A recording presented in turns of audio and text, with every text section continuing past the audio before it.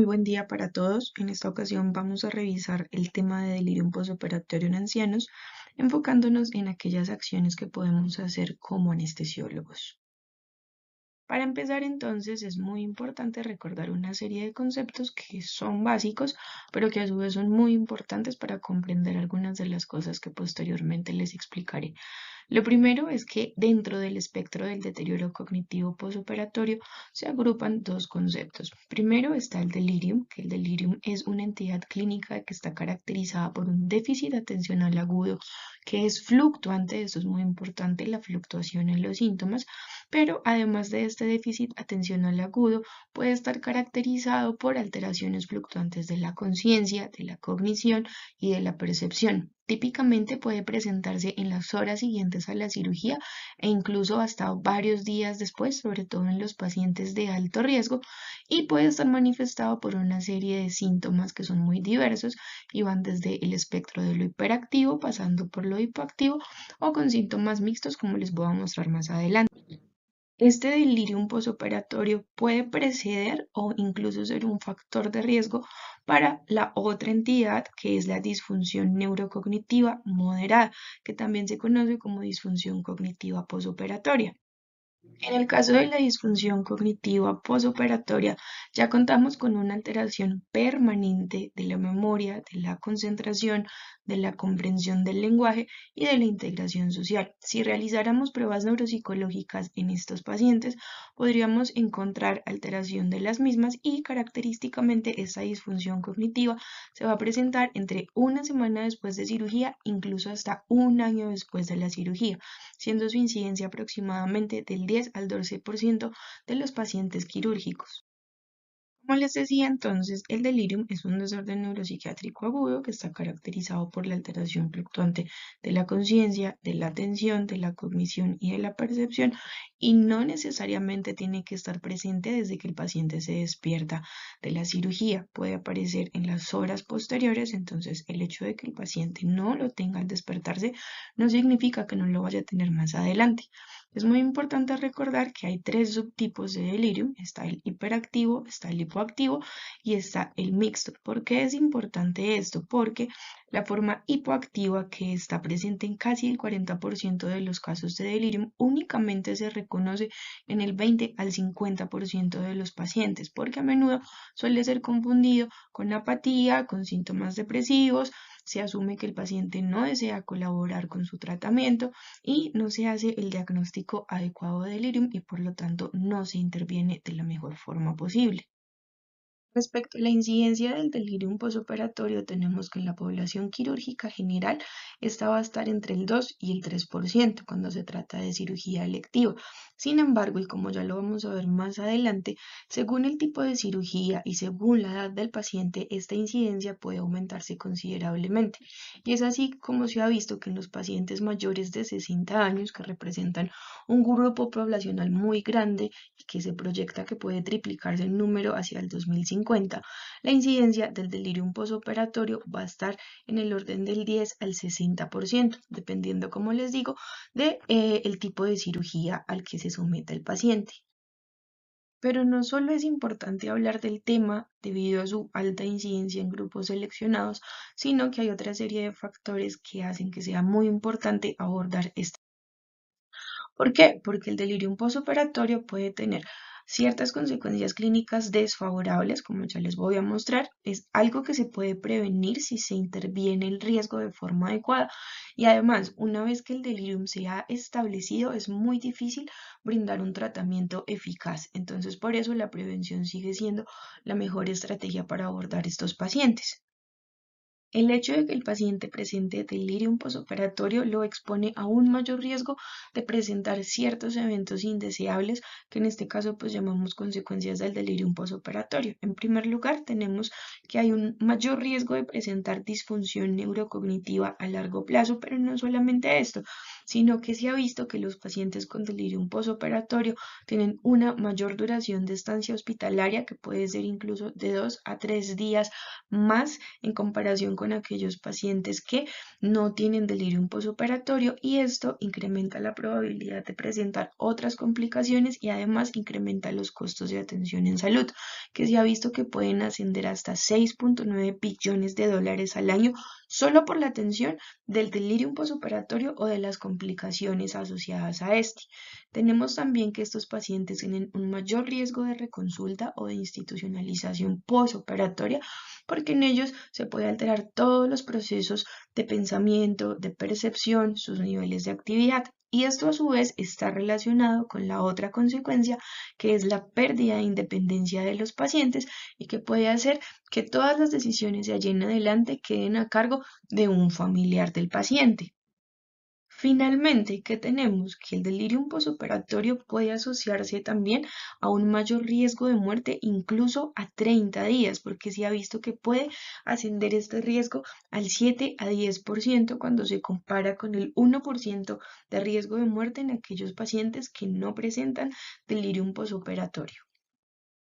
Como les mencionaba en una diapositiva anterior, casi hasta el 30 a 40% de los casos de delirium posoperatorio son prevenibles, pero para su prevención se necesita la ejecución de un trabajo y la participación de un equipo multidisciplinario, porque de lo contrario no es posible prevenir esta entidad.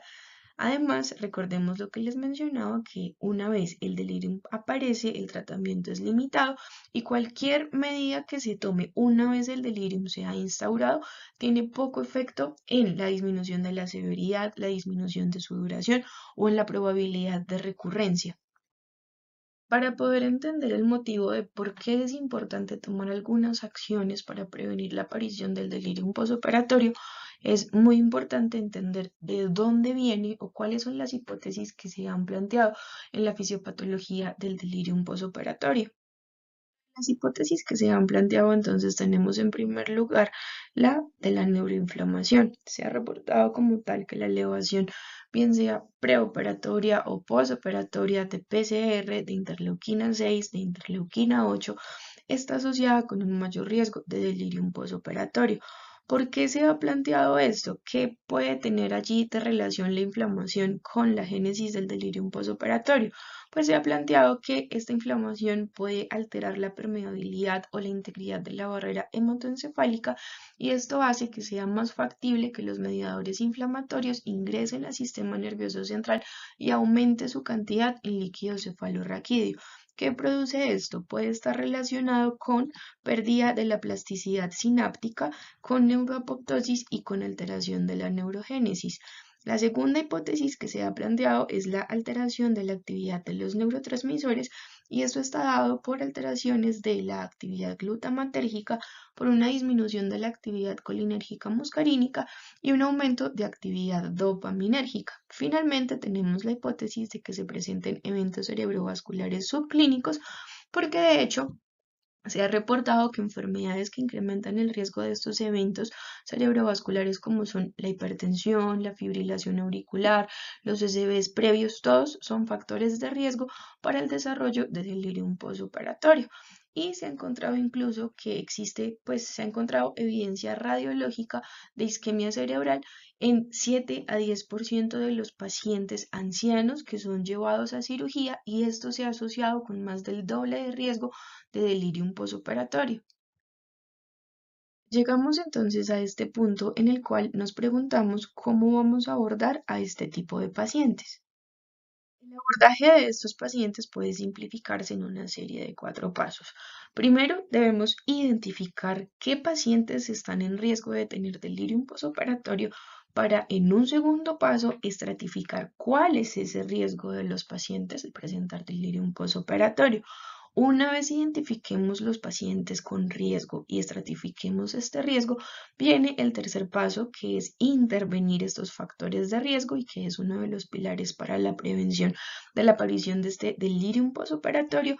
Y en un último punto hablaremos de todo lo que es las consideraciones relacionadas a los pacientes que ya tienen el delirium instaurado, cómo se tratarían y cómo se abordarían. Pero lo primero, entonces, es empezar a hablar de todo lo que es la identificación de aquellos factores de riesgo para delirium postoperatorio.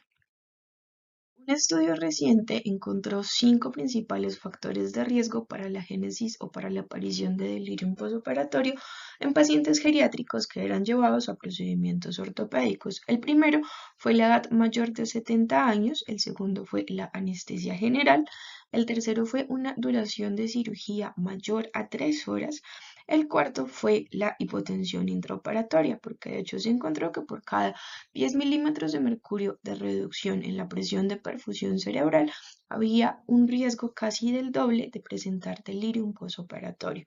Y finalmente se encontró que la disfunción afectiva preoperatoria, sobre todo pues porque esto está involucrado con el imbalance de los neurotransmisores, podría estar relacionado con la génesis del delirium postoperatorio.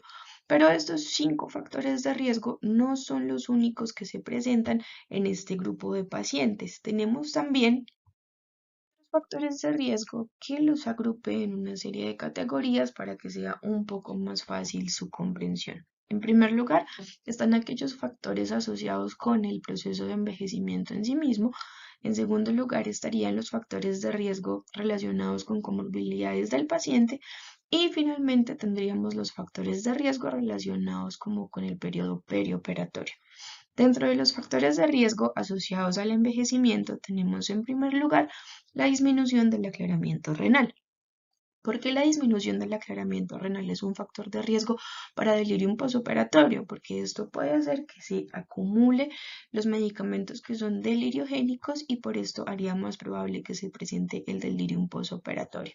Segundo, tenemos el compromiso cognitivo y funcional. Y tercero, aquellos pacientes que tengan deprivación sensorial de algún tipo, bien sea auditiva, visual, también están expuestos a un mayor riesgo de tener delirium postoperatorio. Segundo, tenemos todo lo que es relacionado con las comorbilidades. En primer lugar, tenemos la demencia preexistente, que es uno de los predictores más fuertes o uno de los factores de riesgo más importantes para el desarrollo de delirium postoperatorio, pero también tenemos otras entidades como son la anemia o un hematocrito preoperatorio bajo. La deficiencia nutricional y la hipoalbuminemia también están asociados con un mayor riesgo de tener delirium postoperatorio, el abuso de alcohol, alteraciones metabólicas y neurológicas y alteraciones cardíacas o respiratorias, sobre todo porque se puede comprometer todo lo que es la perfusión cerebral, la oxigenación tisular cerebral. Finalmente tenemos lo que son los factores de riesgo relacionados con el periodo perioperatorio. Dentro de estos se encuentran las pérdidas sanguíneas intra y posoperatorias, el tipo de cirugía, porque se ha visto, por ejemplo, que en cirugías como son las de columna cervical puede verse afección del seno carotidio. Esto haría que se incremente el tono vagal y se puede comprometer la perfusión cerebral. Pero dentro de estas cirugías también está incluido todo lo que es la cirugía pélvica o las cirugías mayores de emergencia, como ya les voy a mostrar a continuación. Tenemos también como factor de riesgo en este ámbito lo que es la técnica quirúrgica, que va muy en relación con lo que les mencionaba de la manipulación, por ejemplo, del seno carotidio, pero también las cirugías abiertas o entre más grandes sean, pueden ser un factor de riesgo para delirium postoperatorio. Por eso, en los pacientes que tienen un mayor riesgo se prefieren las técnicas mínimamente invasivas. Tenemos la presencia de infecciones también como un factor de riesgo. El dolor mal controlado puede ser también un factor de riesgo y allí es importante recalcar que no solamente es el dolor producido por la cirugía en sí misma, sino que también es importante el dolor preexistente asociado a enfermedades inflamatorias crónicas, por ejemplo. El caso es que cualquier dolor que no esté bien controlado puede ser un factor de riesgo para el desarrollo de delirium postoperatorio. Y finalmente, la alteración del sueño también se ha incluido dentro de los factores de riesgo. Tenemos la fragilidad, que la fragilidad no la incluí dentro de la categoría allí de envejecimiento, porque podemos tener una persona que no sea anciana y puede ser frágil, entonces la fragilidad también sería un factor de riesgo aquí. Y finalmente tenemos todo lo relacionado con los medicamentos, que les haré como un recuento más profundo o más preciso al respecto en una diapositiva posterior. Respecto a los tipos de cirugía y su relación con el riesgo de delirium posoperatorio, tenemos que para cirugía de columna este riesgo puede ser del 10 al 20%. En el caso de procedimientos urgentes, este riesgo va a aumentar casi hasta el 45%. Cuando se trata de pacientes con cirugías complejas que necesitan manejo en unidad de cuidados intensivos durante el periodo posoperatorio, el riesgo puede ir del 20 al 50%. Y sin duda, el grupo en el cual se ha estimado un mayor riesgo de delirium posoperatorio es en aquellos pacientes que son intervenidos por fractura de fémur, en los cuales el riesgo puede estar asociado, bueno, o puede incrementarse casi hasta un 70%. Hay muchas explicaciones para esto. Se ha planteado como tal que una fractura como tal del fémur está asociada a pacientes ancianos, frágiles. Además, el dolor perioperatorio también es un problema allí significativo y la cirugía además se suele hacer en un contexto de emergencia con un tiempo limitado para poder optimizar en forma preoperatoria a estos pacientes y disminuirles el riesgo de delirium posoperatorio. Respecto a los medicamentos, es importante también mencionar algunas cosas. Los medicamentos en sí mismos, solo los medicamentos pueden estar relacionados casi con el 39% de todos los casos de delirium posoperatorio. ¿Qué medicamentos se han visto relacionados con mayor probabilidad de tener delirium posoperatorio? Primero, todo lo que son los antihistamínicos, medicamentos como los antihipertensivos, que en este caso se hace mención de la metildopa, pero también se ha visto que los beta bloqueadores pueden incrementar el riesgo de delirium posoperatorio hasta en 2.06 veces. Tenemos todo lo que son los medicamentos para el manejo de la enfermedad de Parkinson, los barbitúricos, las benzodiazepinas, el litio, los opioides también se han visto relacionados allí con la génesis de delirium posoperatorio, en especial todo lo que es la meperidina, y también tenemos los antidepresivos tricíclicos, sobre todo lo que corresponde a la amitriptilina. También se ha hecho mención que fármacos como los esteroides, la metoclopramida o medicamentos antieméticos también están relacionados allí con la aparición de delirium posoperatorio y hay otros tipos de medicamentos como son los relajantes musculares que también se han relacionado con la aparición de delirium posoperatorio. Pero es importante también hacer como mención que no solamente va a influir el tipo de medicamento, sino el número de fármacos que se tomen, porque aunque el paciente tome medicamentos que normalmente no están asociados con delirium, si los toma en suficiente cantidad como para considerar que se trata de un paciente con polifarmacia, este riesgo de delirium posoperatorio puede aumentarse considerablemente. En el caso de las benzodiazepinas, el riesgo de delirium puede ser hasta de 2.5 veces más. Una vez establecidos lo que son los factores de riesgo, viene el segundo paso, que sería la estratificación del riesgo. ¿Por qué es importante? Porque con una adecuada estratificación del riesgo, el delirium posoperatorio podría manejarse a través de estrategias de reducción del riesgo, intervenciones profilácticas y también nos permite detectar aquellos pacientes con alto riesgo y que deberían monitorizarse o vigilarse de forma más cercana, más frecuente y por más tiempo para poder detectar el delirium una vez aparezca y poderlo intervenir lo más oportunamente posible.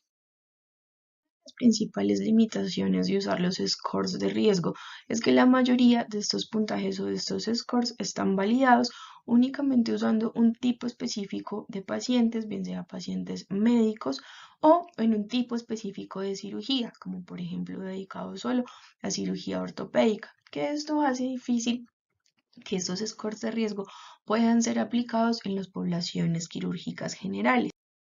Por ejemplo, tenemos este score desarrollado por Kim y sus colegas, en el cual se abordaron o se tomaron casi 6.000 pacientes con fractura de cadera y después de hacer los análisis respectivos propusieron un sistema de puntaje, un sistema de score basado en 9 ítems. Dentro de los ítems que estaban incluidos aquí estaba lo que era el delirium preoperatorio, la presencia de demencia, la edad del paciente, y aquí se hacía la diferenciación dentro de las diferentes edades entre 60 y 69, 70 y 79 años o un mayor puntaje para aquellos pacientes con 80 o más años de edad.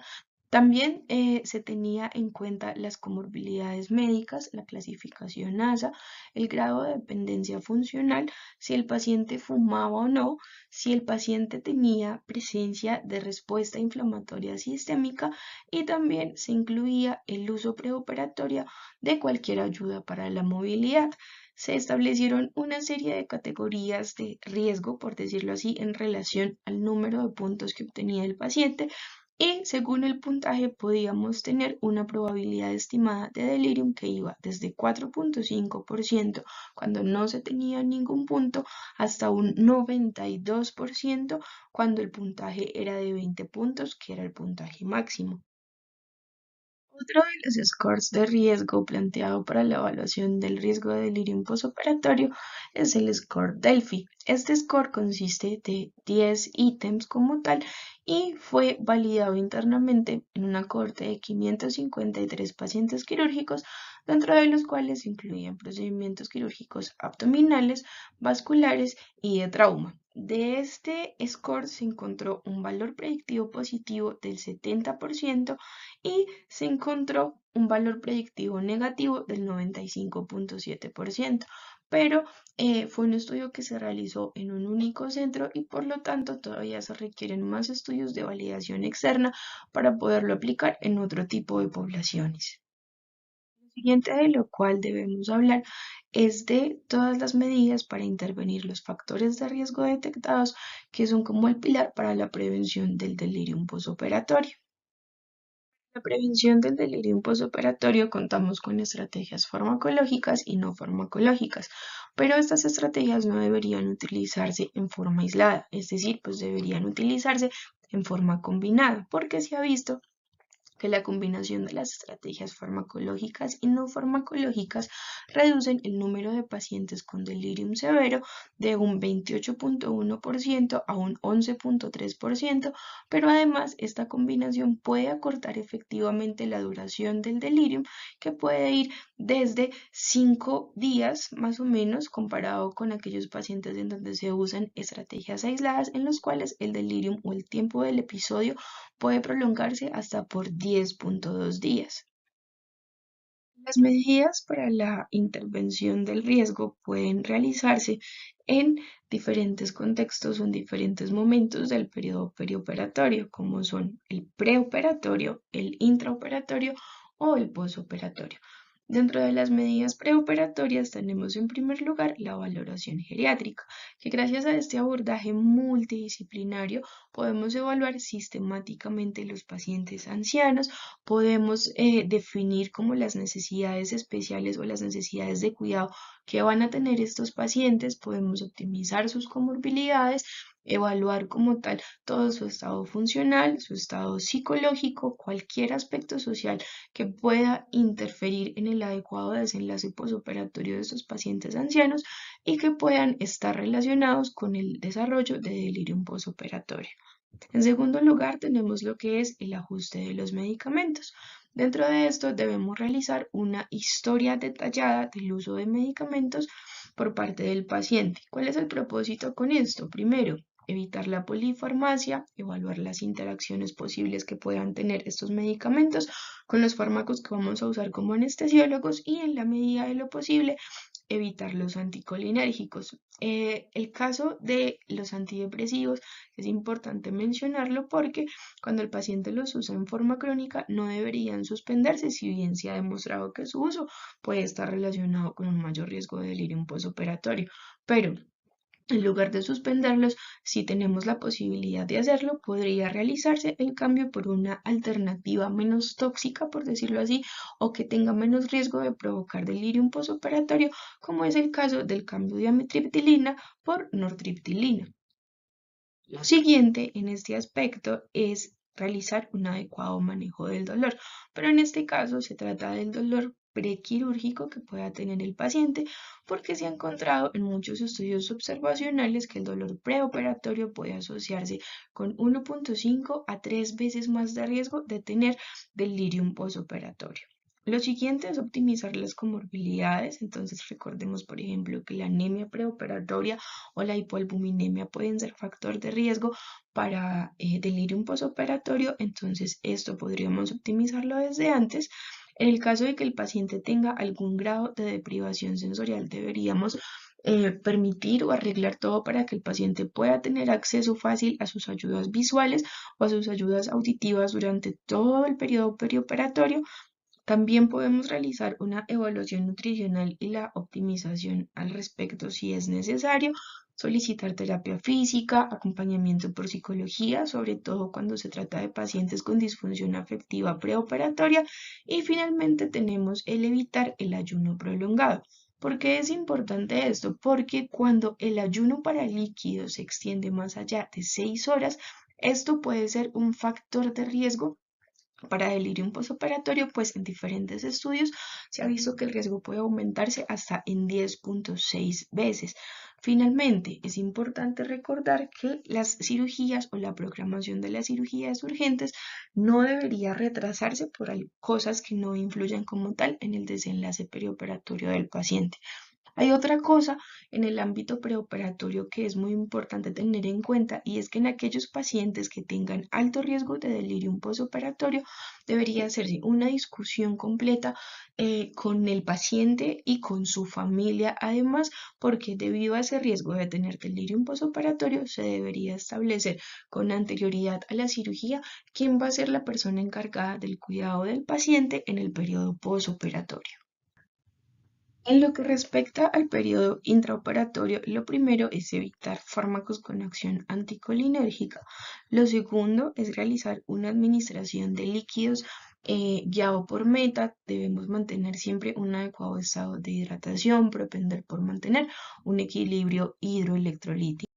Hay diferentes estudios que se han realizado en los cuales se ha encontrado que el administrar estos líquidos guiados por metas puede reducir hasta en un 70% la incidencia de delirium postoperatorio, y por eso es que es tan importante manejar en forma adecuada los líquidos endovenosos. Lo siguiente es evitar la hipotensión y evitar la hipotermia. En el caso de la hipotensión intraoperatoria significativa, pues a menudo se necesita el uso de fármacos vasoactivos, y muchos estudios observacionales han encontrado que el delirium postoperatorio se asocia con un mayor requerimiento de vasopresores intraoperatorios. Pero los estudios que se han realizado hasta el momento se han realizado en el contexto de cirugías de alto riesgo, y esto puede explicar como tal los resultados positivos. ¿Por qué podría suceder esto? Se ha planteado que tal vez este requerimiento aumentado de vasopresores representa un mayor grado de compromiso cardiovascular cuando se compara con el grupo de pacientes que tienen hipotensión transitoria. El caso es que debería evitarse a toda costa o propender por mantener una normotensión en estos pacientes. Respecto a la prevención de la hipotermia, se ha encontrado en pequeños estudios que los pacientes que tienen temperatura más baja, sobre todo cuando es menor a 34.5 grados, tienen el mayor riesgo de desarrollar delirium postoperatorio. Lo siguiente es intentar limitar al máximo las pérdidas sanguíneas y, si es posible, usar el Cell Saver para restaurar el valor de hematocrito, porque se sabe que la transfusión como tal de productos sanguíneos almacenados y procesados puede desencadenar fenómenos de inflamación sistémica. Y de hecho, varios estudios observacionales han reportado que la transfusión perioperatoria está asociada con un mayor riesgo de tener delirium postoperatorio. Pero además se ha visto que hay como tal una relación dosis dependiente entre el volumen de sangre transfundido y el riesgo de delirium postoperatorio. Entre más se transfunda sangre, mayor riesgo de delirium postoperatorio hay. No obstante, en los diferentes estudios realizados al respecto se hace la salvedad de que esta transfusión intraoperatoria pues está asociada a muchos otros factores, como el valor de hemoglobina preoperatoria, las pérdidas sanguíneas intraoperatorias, la estabilidad hemodinámica, y todo esto puede confundir como tal la asociación. Lo siguiente es como tal la técnica de anestesia. Dentro de la técnica de anestesia, recordemos que en el caso de los receptores colinérgicos, hay diferentes fármacos usados comúnmente en anestesia que pueden interferir con su funcionamiento y se ha visto que los anestésicos volátiles, la morfina, el fentanil pueden ejercer una acción inhibitoria sobre estos receptores colinérgicos y esta es una de las hipótesis en la generación del delirium postoperatorio. Dentro de los activadores o estimulantes de los receptores colinérgicos, únicamente pues se encuentra como tal el atracurio, los demás tendrían acciones inhibitorias. En el caso de la ketamina, contamos con estudios en los cuales se ha mostrado que su uso no incrementa el riesgo de delirio. Otro elemento importante a tener en cuenta aquí es como tal la monitoría electroencefalográfica, que puede estar relacionada con la monitoría de la profundidad anestésica. Se cree que la anestesia demasiado profunda unida a a factores de riesgo del paciente o factores de riesgo quirúrgicos pueden incrementar como tal el riesgo de delirium postoperatorio. Por eso muchos estudios han investigado la asociación entre la profundidad de la anestesia y el delirium postoperatorio. Cuando se trata de sedación, se ha visto que la sedación profunda, definida por un índice biespectral de 50, está asociado con un mayor riesgo de delirium postoperatorio comparado con un BIS de 80. En el caso de anestesia general, se ha demostrado que valores de PIS tan bajos como 35 o menos de esto están asociados con un mayor riesgo de delirium postoperatorio cuando se compara con valores un poco más altos como es un BIS de 50. Lo otro importante es el adecuado manejo del dolor y establecer estrategias de analgesia multimodal, porque hay diferentes estudios que han encontrado que los scores de dolor postoperatorio más altos están asociados con un incremento en el riesgo de delirio. Pero también es importante recordar que el uso de opioides, sobre todo aquellos que tienen una duración de acción más prolongada, se ha asociado igualmente a un mayor riesgo de delirium postoperatorio. Entonces, por esto es que se ha planteado la importancia de un esquema de analgesia multimodal ahorrador de opioides para disminuir la probabilidad de delirium postoperatorio. ¿Qué estrategias tenemos aquí a la mano para disminuir como tal los requerimientos de opioides posoperatorios? Primero, pues el uso de anestesia regional o segundo, pues el uso de anestesia neuroaxial.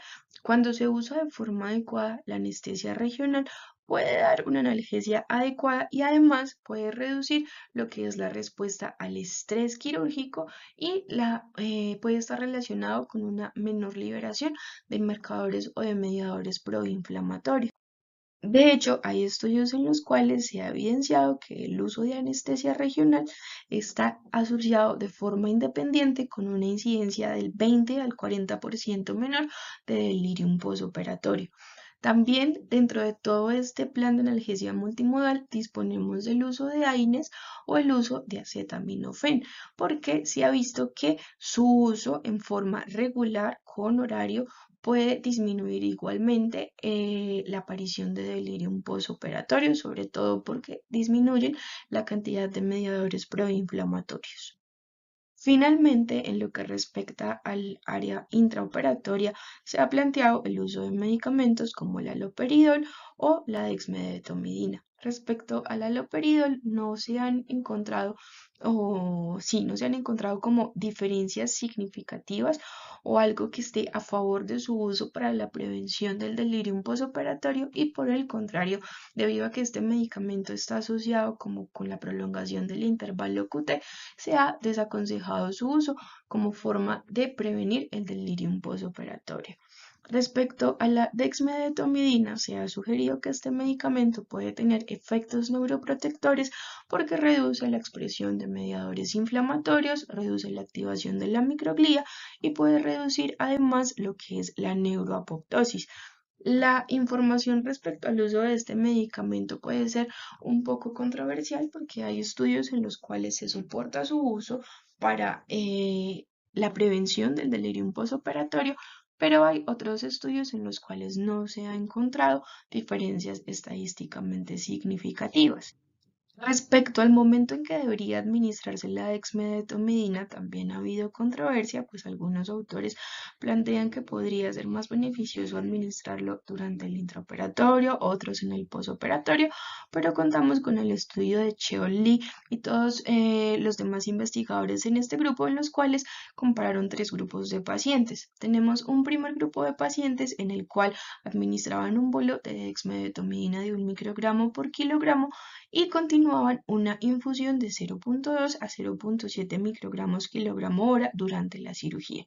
Tenían un segundo grupo de pacientes en el cual administraban un bolo de 1 microgramo por kilo del medicamento antes del final de la cirugía y también tenían un tercer grupo en el cual administraban un bolo de solución salina 15 minutos antes de la cirugía.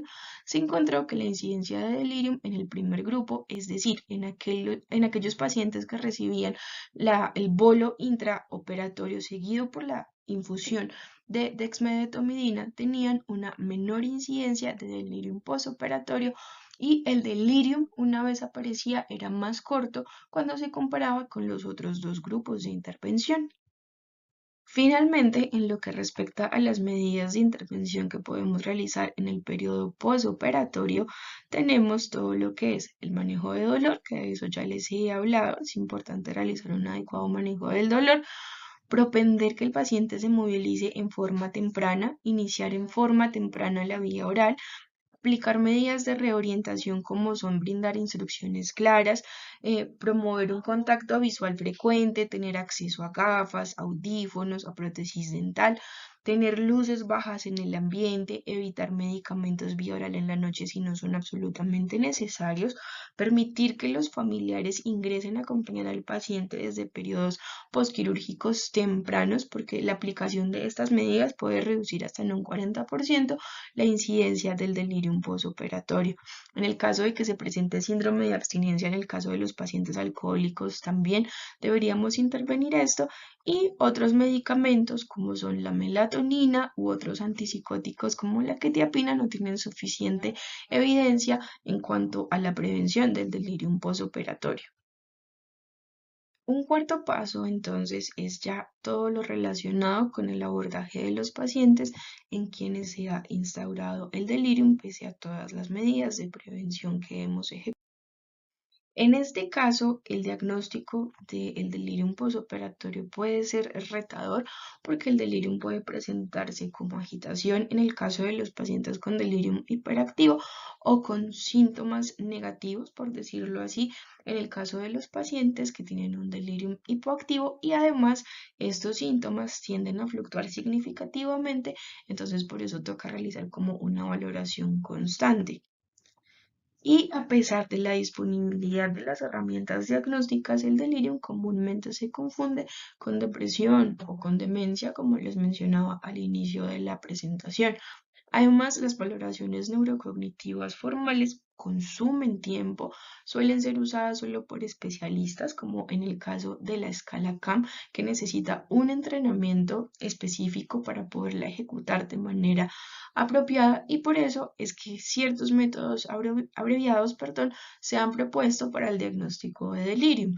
Dentro de estos métodos se incluyen como tal el método de valoración de confusión, también tenemos disponible como tal la escala 2, esta escala. En el caso de esta escala se cuenta con una serie de elementos que se deben valorar hasta 3 veces al día según el momento del turno y en diferentes estudios se ha encontrado que el personal, como por ejemplo el de enfermería, se siente más a gusto con la aplicación de estas escalas, es más fácilmente ejecutable y por eso se puede hacer un seguimiento como más preciso de los pacientes. Es importante recordar que independientemente de la escala que se use, pues el personal debe estar entrenado y debe aplicarse por lo menos 3 veces al día o si se puede, pues un poco más. El tratamiento del delirium ya establecido se basa principalmente en el reconocimiento y el tratamiento de la posible causa. Entonces debemos evaluar si hay presencia de dolor no controlado, si hay infecciones en curso, si el paciente está deshidratado, si tiene constipación, si cursa con retención urinaria y, según lo que encontremos en la clínica, podríamos solicitar para clínicos o ayudas diagnósticas para orientar como tal o para poder definir cuál es la causa de ese delirium postoperatorio, como que para clínicos, glicemia, niveles de electrolitos, un hemograma, ya todo guiado hacia lo que encontremos en la clínica en el paciente. Debemos brindar un tratamiento de soporte, mantener una adecuada oxigenación, recordar como tal que las acciones, las intervenciones no farmacológicas no están asociadas con efectos adversos, entonces siempre van a ser la recomendación inicial.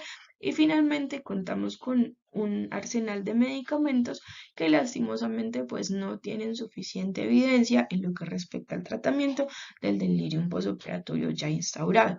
¿De qué medicamentos disponemos? Contamos con benzodiazepinas que serían de utilidad en el caso de abstinencia alcohólica. En el caso de aloperidol, tenemos las mismas consideraciones que les mencionaba en diapositivas anteriores. No está recomendado como tal para la aplicación en estos pacientes, sobre todo por la generación de prolongación del intervalo QT. Otros antipsicóticos como son la quetiapina o la risperidona todavía no tienen evidencia suficiente que soporte pues como tal su uso en estos pacientes, si bien se ha mostrado que puede hacer que el episodio de delirium postoperatorio sea más corto, no se ha demostrado que disminuya su severidad ni tampoco se ha demostrado que disminuya la probabilidad de recurrencia.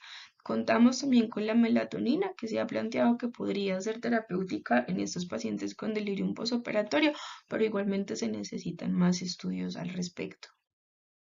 Ya para terminar, entonces, como parte de las conclusiones, recordemos que el delirium postoperatorio puede ser una complicación común, sobre todo en la población geriátrica y en ciertos tipos de cirugías. Es una entidad que puede tener secuelas o consecuencias significativas, está asociado con una mayor carga para el sistema de salud y además las opciones de tratamiento para el delirium establecido son limitadas, no parecen reducir el riesgo de mortalidad ni de morbilidad asociado como tal con el delirium postoperatorio. Entonces, por ahora, el abordaje de los pacientes con riesgo de delirium postoperatorio o lo mejor para ellos sigue siendo el abordaje enfocado en la reducción del riesgo perioperatorio en todas las estrategias que nos permitan intervenir ese riesgo. Siempre que sea posible, los pacientes de alto riesgo de delirium postoperatorio deberían ser evaluados en forma periódica, incluso hasta por 72 horas después de cirugía, y se recomienda no olvidar como tal las discusiones o la discusión del riesgo de delirium postoperatorio con el paciente, con su familia, para definir cómo se va a intervenir este riesgo, para definir quién va a ser el responsable de tomar las decisiones en el periodo postoperatorio con esos pacientes en caso de que llegasen a tener delirium postoperatorio. El abordaje de estos pacientes siempre va a ser multidisciplinario, no es algo que pueda hacer un solo especialista, se necesita la participación de diferentes profesiones o de diferentes especialidades, perdón, para poder llevar a un feliz término todo lo que concierne a los desenlaces posoperatorios y la disminución del riesgo de delirium postoperatorio.